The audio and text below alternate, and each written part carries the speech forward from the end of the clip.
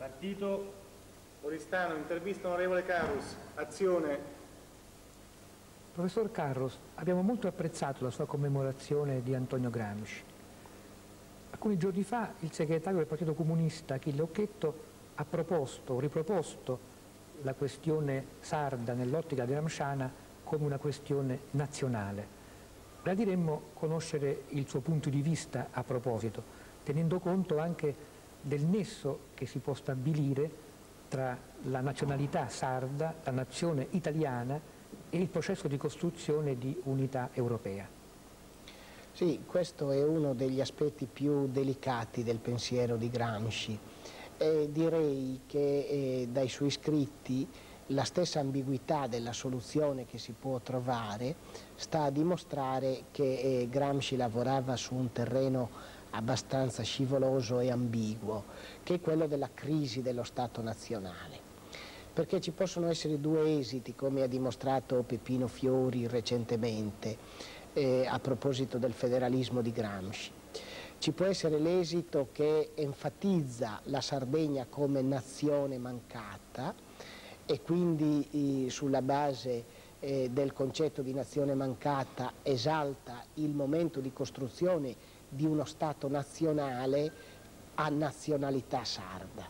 Ma ci può essere anche una visione che punta sulla crisi dello Stato nazionale per avere un modello di governo che vada al di là dello Stato nazionale liberale e ottocentesco.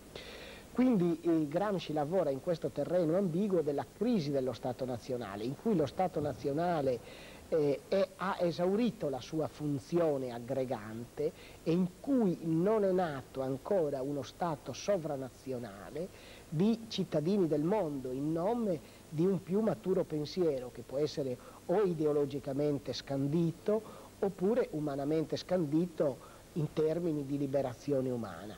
Per questa ragione non dobbiamo scandalizzarci della ambiguità del concetto di questione sarda come questione nazionale.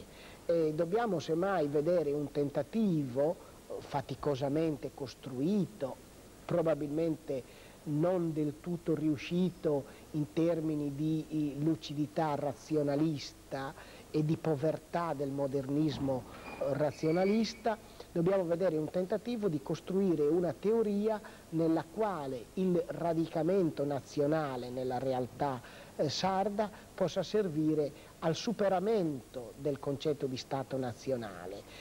E infatti quando propone per esempio una repubblica sovietista federata ad una più vasta repubblica sovietista italiana, Gramsci sta camminando nel terreno estremamente scivoloso che è determinato dalla fine, dalla crisi, dalla insufficienza dello Stato nazionale. Quindi mi sembra che non sia assolutamente necessario scandalizzarci di questo, perché chiunque pensa in termini federali, chiunque pensa in termini di superamento dello Stato nazionale si incontra con queste aporie, con queste difficoltà teoriche. È quindi possibile in questo processo di transizione, se ho ben capito, una doppia coscienza nazionale dei sardi, certamente, una doppia appartenenza nazionale? Certamente una doppia coscienza nazionale significa un tentativo di superamento dello Stato nazionale, perché paradossalmente l'insufficienza dello Stato nazionale fa nascere due diversi livelli di appartenenza.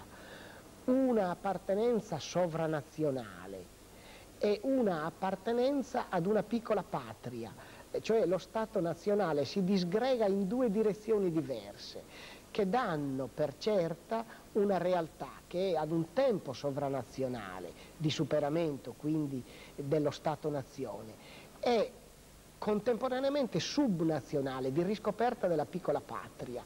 E questo dal punto di vista concettuale dello stretto razionalismo è contraddittorio, ma perché la realtà è contraddittoria.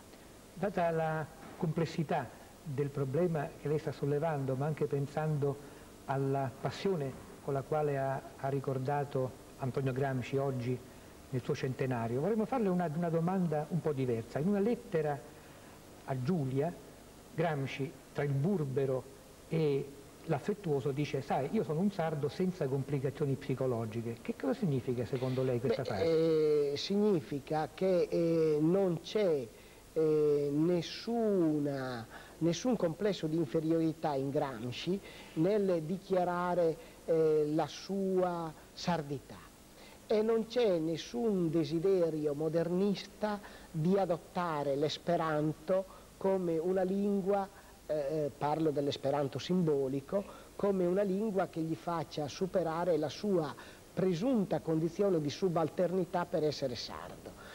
Quindi essere sardo significa essere per Gramsci contemporaneamente cittadino del mondo, per questo non ha complessi di inferiorità. Io interpreto questo come un'espressione di grande dignità intellettuale e di estrema padronanza dei mezzi intellettuali espressivi.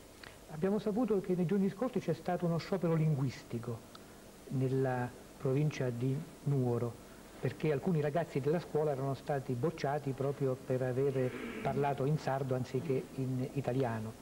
Come si può interpretare o considerare un tale fatto? Io personalmente, essendo anche stato proponente dell'uso del sardo, sono uno di quelli che sostengono che l'uso del sardo deve accrescere e non diminuire le capacità e le opzioni linguistiche.